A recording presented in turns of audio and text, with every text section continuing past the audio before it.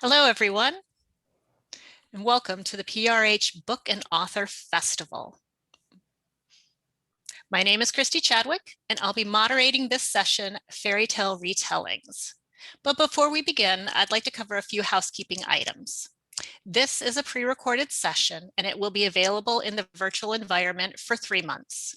There is no live Q&A for this session, but please feel free to leave your comments on Twitter with the hashtag PRHBookFest.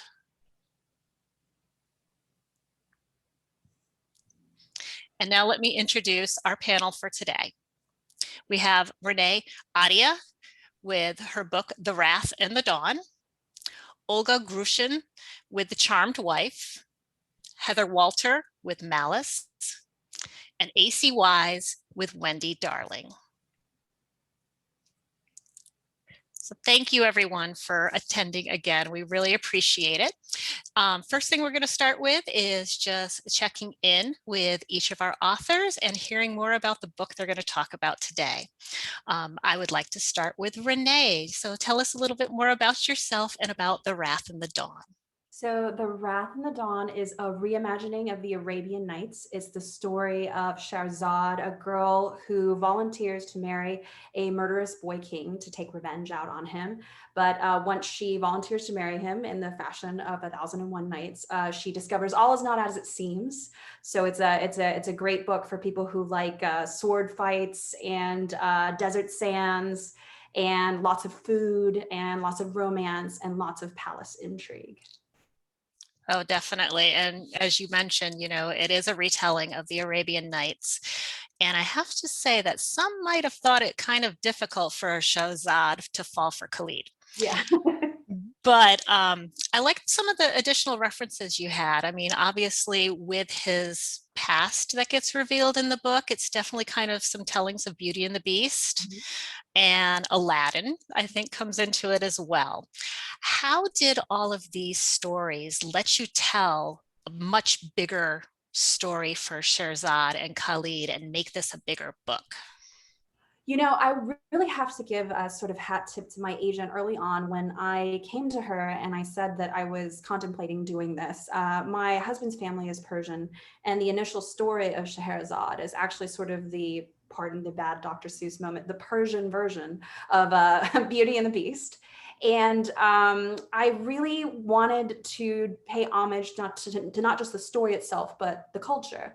And I was, I think, perhaps a little too married to the subject matter and the material that as it was given within 1001 Nights. And there are multiple translations of this. And I was really focused on the Hussein Hadawi version because most English speakers are most familiar with the Sir Richard Burton version, which is actually one that was translated from French, and the French version was translated from Arabic. And a lot of the stories in 1001 Nights it's sort of misleading to call them the Arabian Nights because a lot of them are coming from many different cultures around the world, especially Eastern cultures. The original seed story for Aladdin is actually a Chinese story.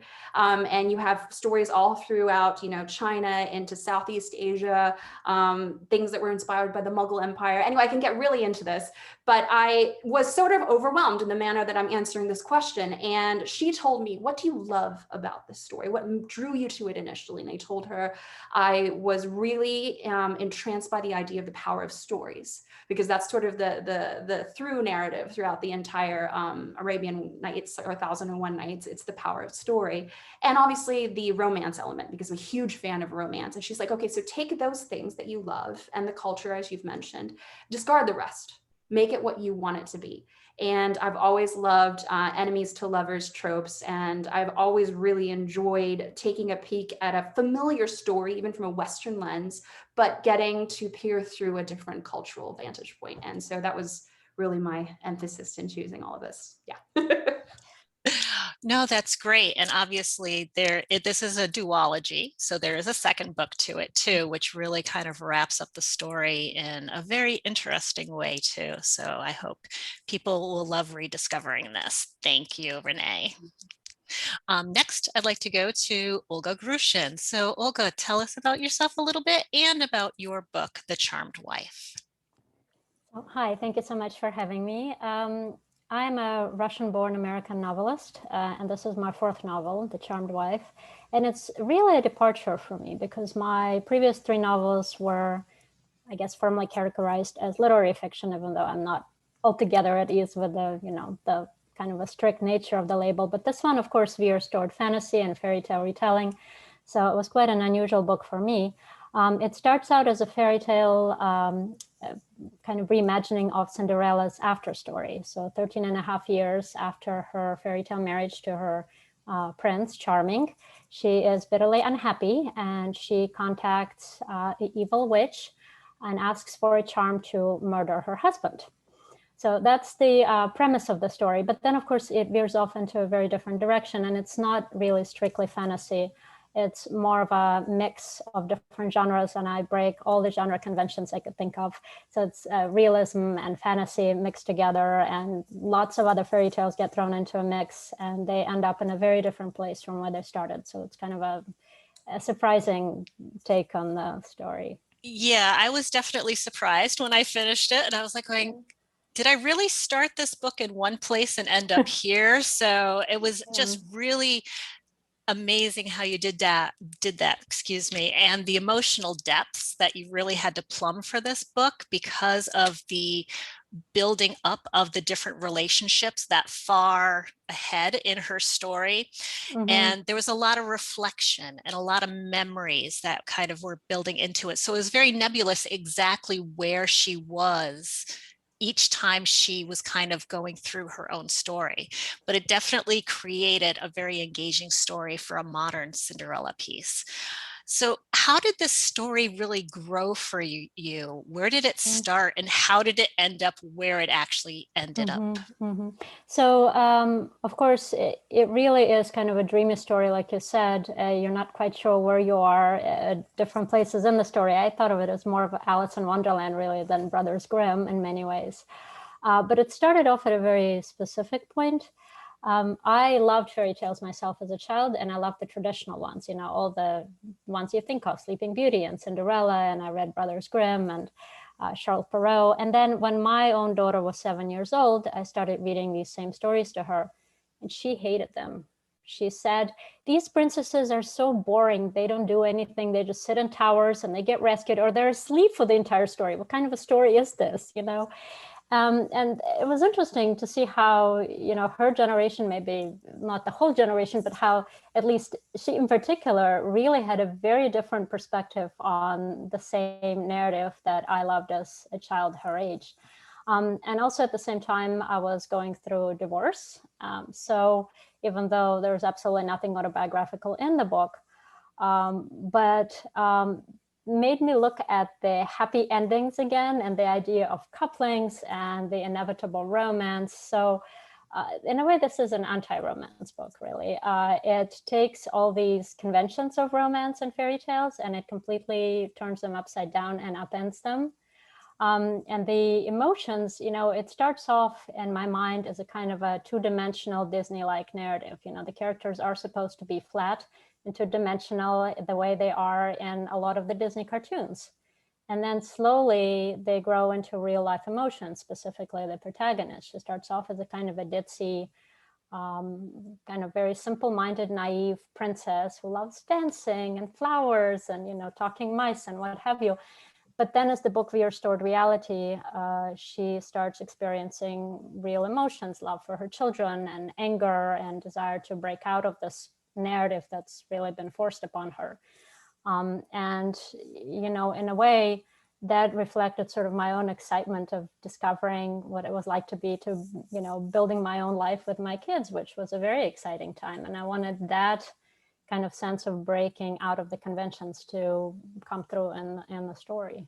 Even though, again, like I said, no talking mice and no fairy tale princes in my own past, but nonetheless. No, that's wonderful. And you could definitely see how that modern sensibility really kind of carried over as you went to the conclusion of the story. Thank you so much, Olga. Thank you. And now I'll go to Heather Walter, and we get to hear more about her book, Malice. Hi, I'm Heather Walter, and I wrote Malice. And Malice is a Sleeping Beauty retelling, and it's told from the point of view of the villain, so the dark fairy in the traditional tales. And her name in the book is Alice. She lives in the world of Briar, and in Briar, magic is kind of governed almost like a kind of capitalist society. And Alice is feared and loathed for her dark power, but she's also the only one in the kingdom who has that dark power. So she's also sought out for it. And so everyone hates her, kind of stays away from her. She's a very bad opinion of herself until she meets Briar's last princess, Aurora, who happens to be cursed by the same magic that Alice has. And so the two form a very unlikely friendship, which then blossoms into something more. And they may actually find the lifting of Aurora's curse in somewhere where they did not expect it to be. So it is a villain story. It's very gay, which people are loving. And it's really a story about stories and about how stories can change and how versions of the same story are not always what we thought. Yeah, definitely. We have talked before about this book and Alice's story. And as you said, it takes a different perspective like Gregory Maguire's Wicked did, and tells a story of how this character kind of came into being, with a little bit of a sidestep, and how friendship and love are not always the happy fairy tale endings like to show. And there's always more than one side of the story that you hear. So I don't expect for you to reveal what's happening next, because I know that there is more to Alice's story, but can you give us some insight into Alice's journey into learning about her heritage? So for me, what I wanted with Alice, and when I read all of these versions of Sleeping Beauty, because it's a very popular one to have been retold, and there's even several different versions, but kind of like Olga was saying, the one thing that is like steadfast and true through all of them is the princess is asleep through every single one. And it's like infuriating. It's just like she sleeps and then she wakes up and she wants to get married to this guy she found standing over her. So I wasn't pleased with that. But another thing that is kind of steadfast throughout all of the different versions was there's one dark fairy. There's only one of them in this world where apparently magic is rampant and there are these good fairies that flit around doing good things and bestowing gifts. There's only one dark fairy, and no one really has tackled why that might be. Like, did she just like pop out of a swamp? Like, where did she come from? And so I really wanted to explore with Alice where someone like that might have been. And if you actually look at the fairy tale retellings of Alice, it seems like, or sorry, of the dark fairy, it seems like her reaction of not being invited to the party is pretty extreme. Like, you show up and you curse the host's infant child. But when you look at even all the versions together, you have the lone dark fairy where apparently there's nobody else like her. She's surrounded by goodness and beauty and people who love goodness and beauty and who hate darkness. There's a party that she's not invited to, pretty on purpose too. They're just like, oh, she won't care. Like, she probably doesn't want to come anyway. And then they just kind of expect her to be okay with everything. And so when it came to Alice, I wanted to look at the why. How would someone like that actually feel if you were surrounded by people who liked the opposite of you? If you were surrounded by someone who thought it was cool that you're powerful, but they would never associate with you otherwise. And the past behind that, if you're the only one of your kind, what happened to the rest of you? And then how does that make you feel? So I really wanted to dive into the emotions of this dark fairy, because she seems like a pretty flat, emotionless character in pretty much all of the retellings that I've seen. She's just like this giant ball of anger for no particular reason. And I think it's fair to characterize Alice also as a giant ball of anger, but I wanted to give a reason behind that anger. So there's a lot of rewritten history that's written by people who are the victors, and people who are trying to suppress others. There's a lot of questioning why and what if that isn't the actual story. And that's really what I wanted to get to with the Alice character. That's great. And I really look forward to see what comes next. And finally, we're going to speak to ACY's Allison with Wendy Darling. Why don't you tell us a little bit about it? Thank you very much for having me here. I am AC Wise, and Wendy Darling is actually my debut novel, which I'm very excited about. I've got a couple of short story collections, so this was really sort of a departure for me in trying something longer. And Wendy Darling did actually start out life as a short story, which just kind of kept creeping up longer and longer and longer. But it's basically sort of a dark feminist reimagining of the Peter Pan story, picking up with Wendy Darling once she's older and has a daughter of her own. Peter comes back into her life and basically kidnaps her daughter and takes her away to Neverland.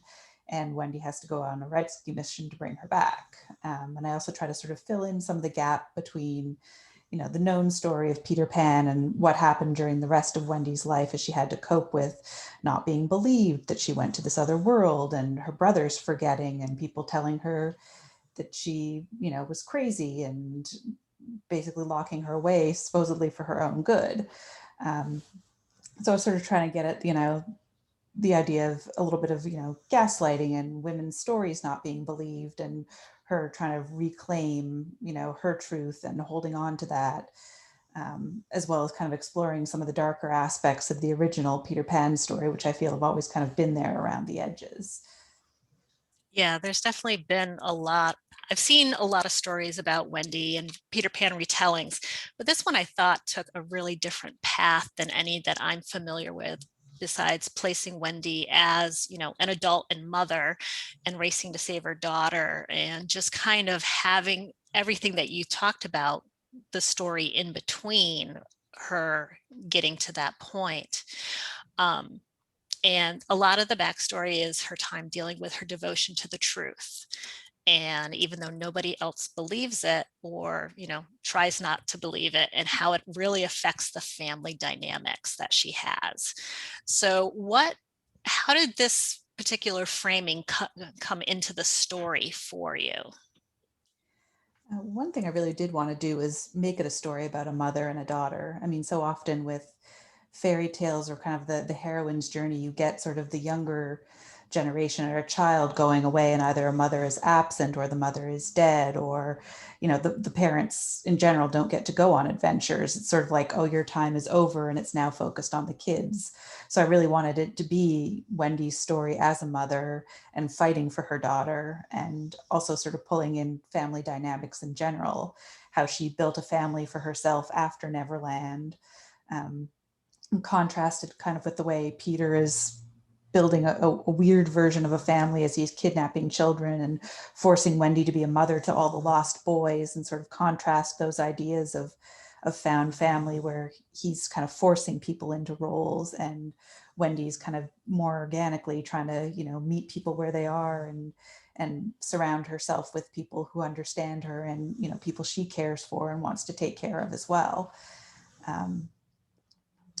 And again, also that plus the darkness. And I sort of like the idea of, it being sort of the mother who's the hero in the story and rescuing the child versus the child chosen one who's saving the world. Right. Yeah, I love the different layerings of found family that really came into this. It's always very common with Peter Pan and thinking of the Lost Boys and being found family. But when you get into the darker portions and you're dealing with adults having to build those own families, and how she marries, but also continues to build a family outside of that, it just made it really rich. So thank you, Allison. So now I have questions for everybody. And my first question is, so in these, as in many cases, the tales these stories originated from showcased most of these female characters in what we would consider the usual tropes. We have the sister and mother figure. We have the princess who needs rescue.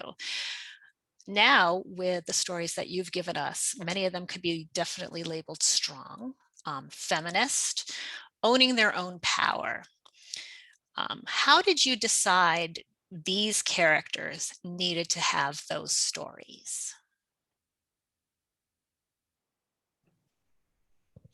Go ahead, Renee. I think I really loved listening to everybody describe their books and talk about sort of like, especially when Olga was mentioning her own daughter, sort of just rebelling against these stories that we read when we were a lot younger and loved. When I was a kid, I loved The Little Mermaid. I loved Beauty and the Beast. I really like the idea. I think part of us too is doing the same thing. It's a little bit of of a rebellion against this idea of a princess that needs to be saved, or a traditional, you know, female figure in literature and in life.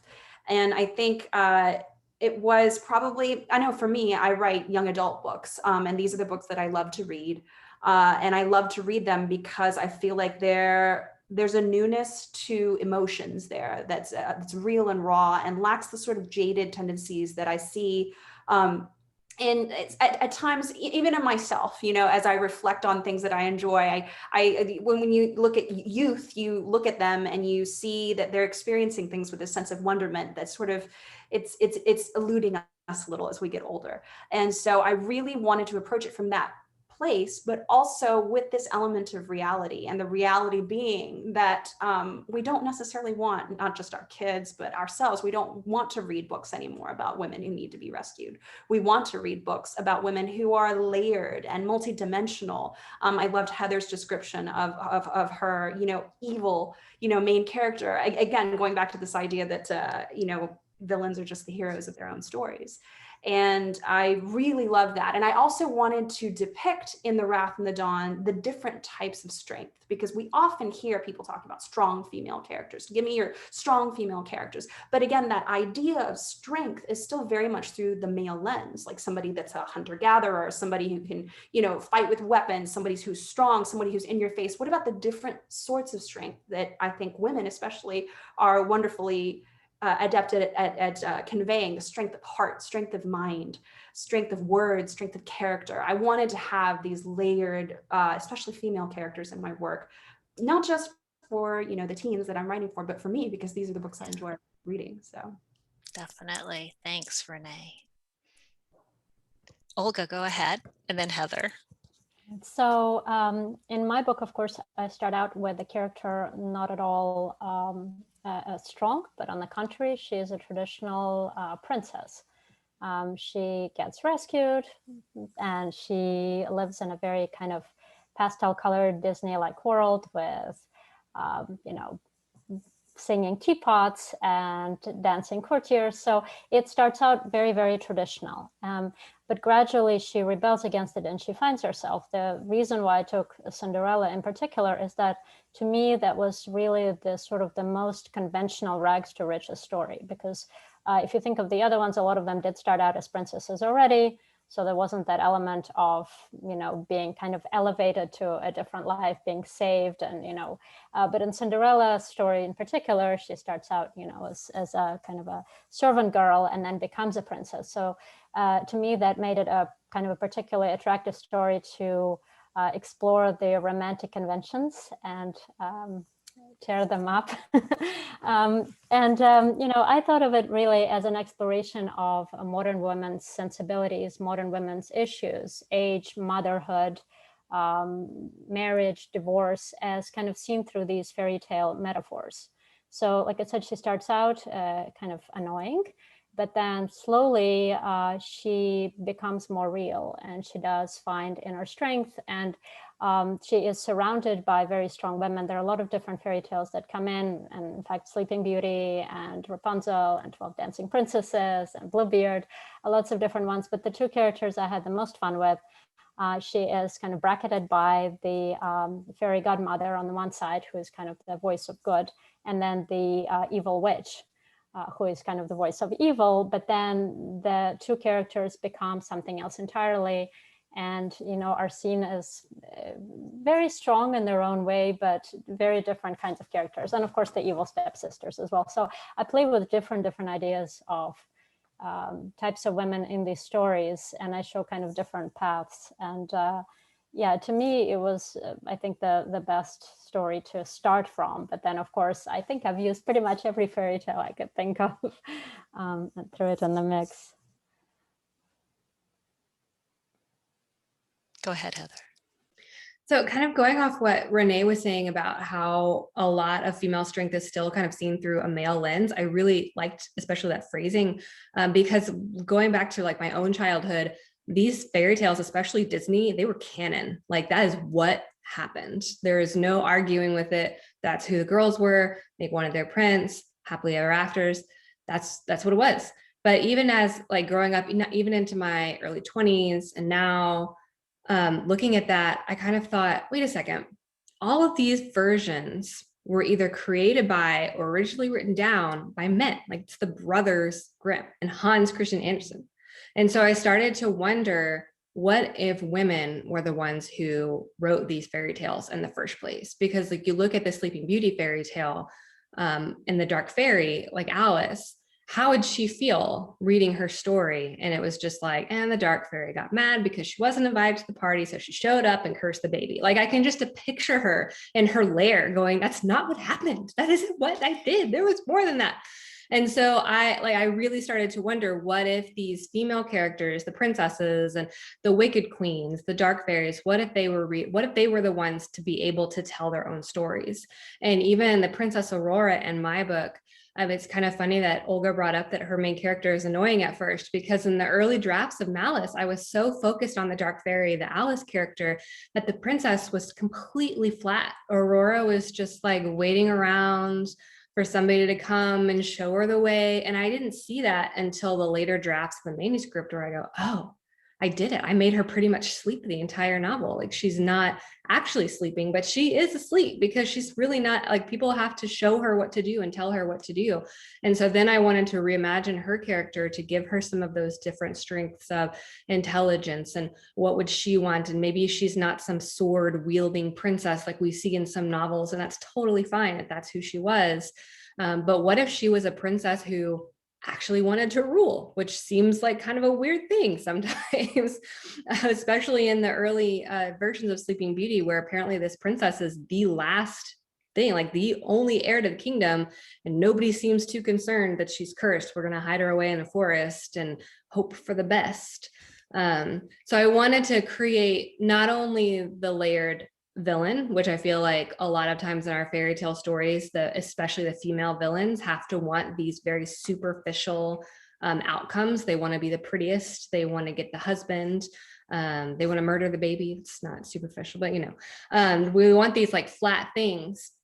And I wanted to give the villain something that was more, but also the princess character, I wanted her to be more than just a sleeper the whole novel. Thank you. Allison, do you have anything you want to add? Sure. I was just going to say that part of the reason why I wanted to center on Wendy for this was to kind of give her the chance to define what motherhood meant to her. I mean, I think it's kind of interesting. She gets whisked away to this magical portal world, and then she's, just expected to take care of all the boys there and be their mother. And, it's a very sort of narrow definition of what motherhood is, or she's basically told, like, this is your role. This is what you have to do as our mother. So I wanted her to kind of get to define what motherhood means to her. And also sort of picking up a little bit on what Renee and Heather said, the ideas of different kinds of strengths that women have. So there's a lot of sort of, domestic things, like sewing is very important in the book.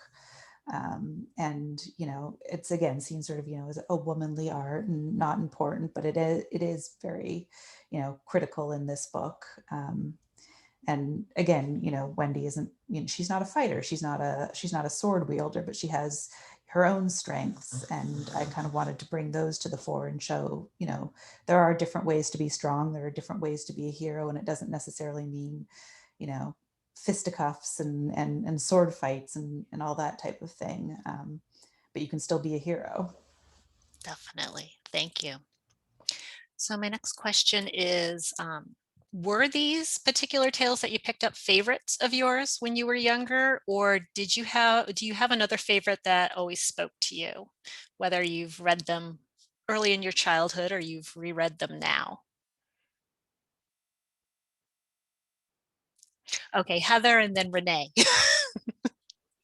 Yeah, funny story. My parents used to really have to watch me when we went to the neighborhood pool because I thought I could turn mermaid, and they'd have to like watch to make sure that I didn't like accidentally drown. It was real. So I really loved Little Mermaid, and I loved the Disney version, obviously, growing up. And then when I got a little older and read the real version, I actually loved that one too. Like it's super dark and spooky and very strange, but I still liked it. And I did love the Sleeping Beauty. I have to say that my first love with this is the Sleeping Beauty the Disney Sleeping Beauty because of just that art. Like, it's just gorgeous. And even like Maleficent in that movie is just so interesting to me. Like, she's the most interesting character because she has, like, even in the movie, you can kind of see like a tiny hint of her layers. So I really liked that one. And then as I read the original versions, I liked her because, like, what is she doing? Like, what is in her head? Like, she's just so mysterious.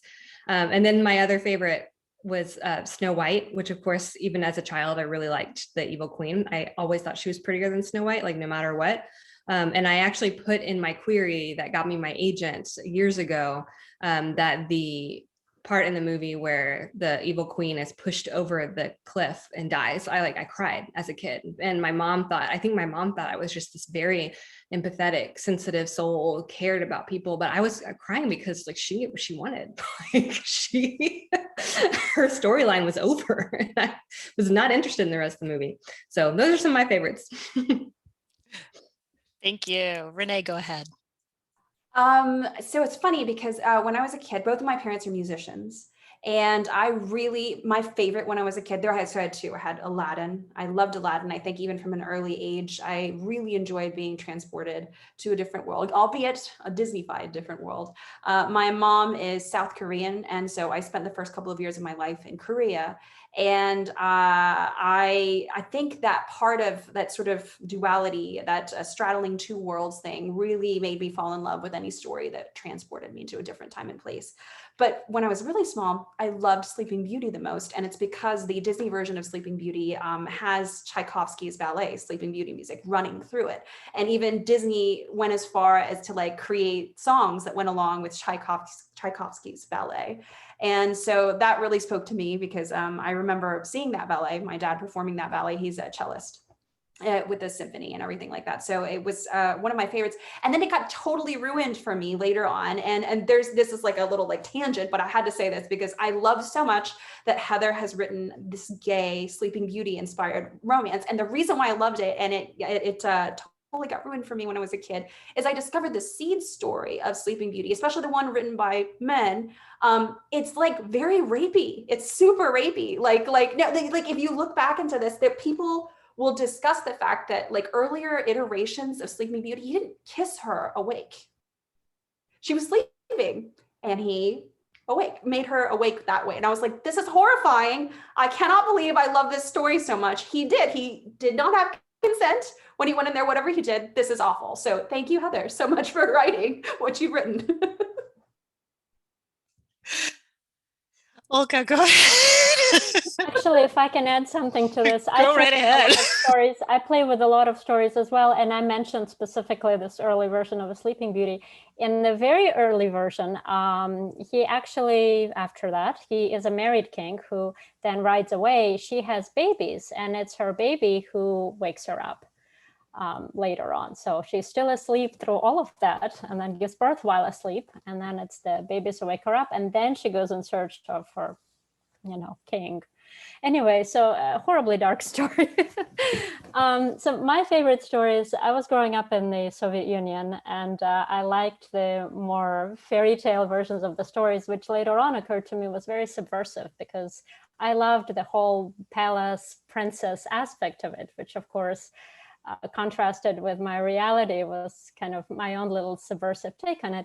But as I grew older, I started questioning the kind of the romantic aspects of the fairy tales and the predictable nature of the fairy tales. And I found that I veered towards stories that were sort of dreamier and more unusual. This particular book of mine, it's a strange book in many ways, but I loved, Alice in Wonderland, like I said, and Narnia. The stories were not your typical fairy tales, but the stories where, kids or, grown-ups go in kind of an alternative version of things. So these appealed to me more when I was growing up than the traditional ones. Yeah, definitely. How about you, Allison? Little Red Riding Hood's actually always been one of my favorites. And also the Seven Swan Brothers or the Seven Raven Brothers. I know there's a couple different versions of it with different birds. And it's actually funny. I have this very distinct memory of this almost like telephone-sized book that I had as a kid with, I apologize for my dog, various different colored pages. and it was all fairy stories, I thought. And there was this one that I was obsessed with, and I, looked for it and looked for it and looked for it years later. And I think it was actually, weirdly enough, a ghost story that had somehow, I guess, just maybe been like made a little bit more for kids and put in with these fairy tales about a ghost that comes every night and drips on the sky, and it's just like this watery ghost that stands at the end of this guy's bed being kind of creepy until he eventually leads her out into the cold and she freezes to death again, I guess.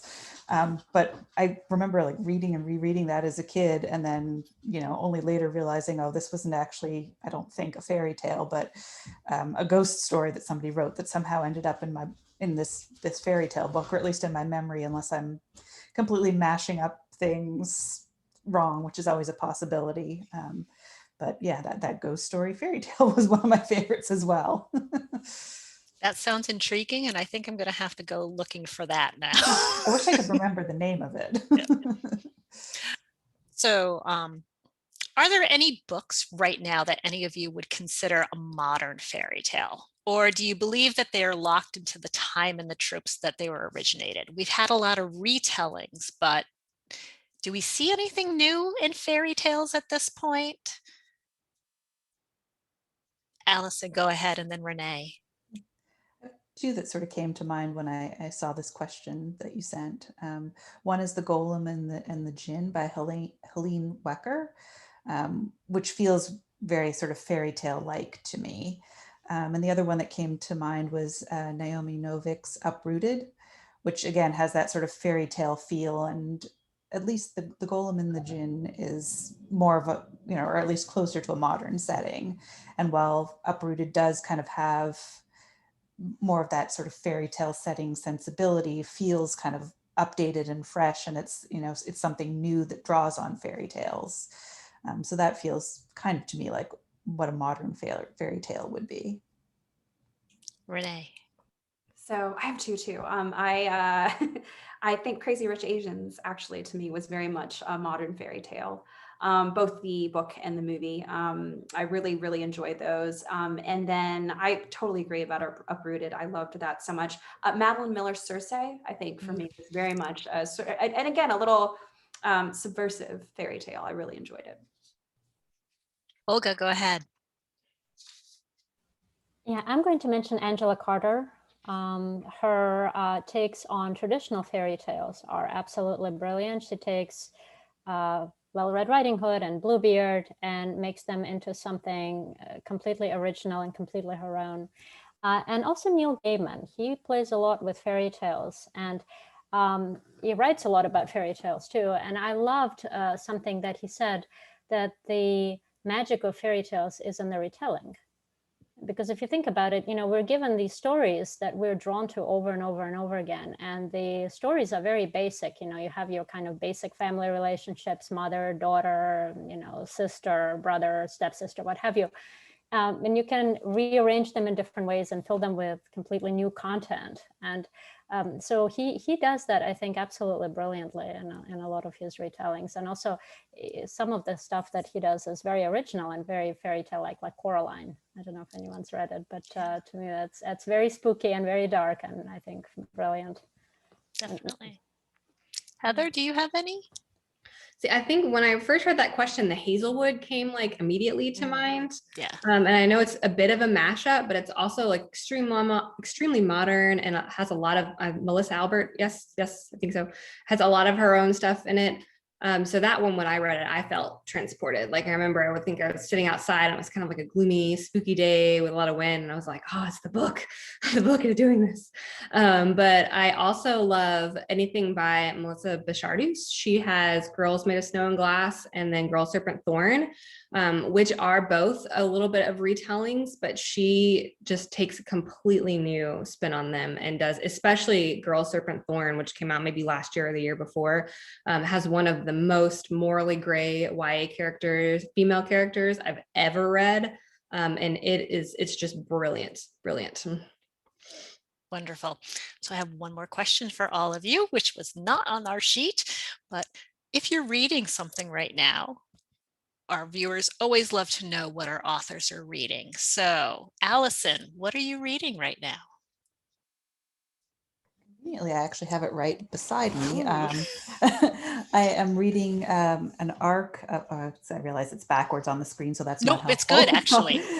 It's a novella called "And Then the Gray Heaven" by R.E. Katz, that's coming out from Zank Books in June 2021, I believe. It's sort of all queer found family and coping with grief. It's not fantasy at all. It's more realist, but it's sort of, how people piece their lives together after loss and kind of build networks for themselves to, help them cope and heal and move on with life.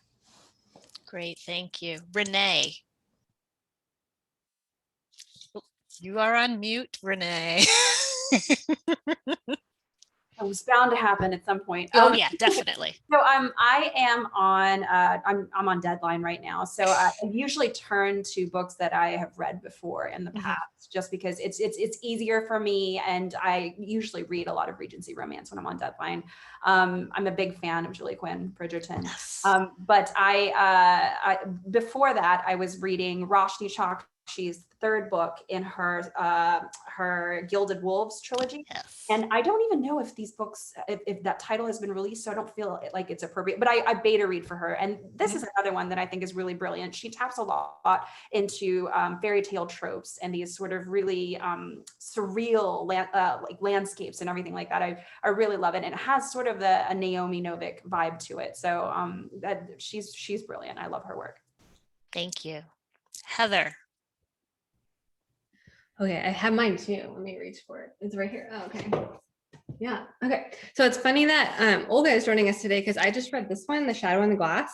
And it's not out in the US, but it came out in the UK, and it's by Jo Harwood, and it is a Cinderella retelling, but it's kind of like with a Downton Abbey spin on it. It's about Ella, but like an evil Downton Abbey is all I kept thinking of when I was thinking of it. So it's Ella, and instead of being a daughter who lost her father, the evil stepmother, she's a ward of a wealthy family. And she once the wealthy benefactress dies, the husband decides, oh, you're a servant now. And so she's very bitter about having lost this life that she had.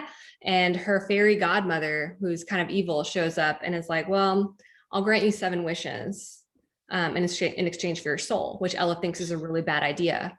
But the fairy godmother says, as long as you don't spend that last 7th wish, you keep your soul. So it's not a big deal. And so Ella decides she's going to go for it, and she'll just never use that 7th wish. And of course, everything terrible happens. So it's wonderful. It's a very fresh take on Cinderella. I thoroughly enjoyed it. Thank you. Olga, are you reading something right now? I'll have to look this one up, Heather. That sounds very interesting. Yes, so I'm actually with my daughter, who used to be 7 at the start of this whole thing, and now she's 12. We are reading Ursula Le Guin's Earthsea trilogy, which is terrific, and I find that she is just the right age for it to enjoy it. And then for myself, I have been reading a lot of Russian poetry. Actually, the project I'm working on has to do with Silver Age in Russia. So this is something that I'd not done in years, but for myself, I hadn't read anything in English in quite a while, and it's very refreshing, I have to say. So mostly just biographies of obscure Russian poets and Russian poetry, which is great. Thank you. So I want to say thank you so much to our wonderful speakers, and thank you everyone who is attending today. Make sure you check out the exhibit hall where you can visit the sponsors' booths. We have all kinds of giveaways for you, and remember, this entire environment is available for the next 3 months. So have a great day and happy reading.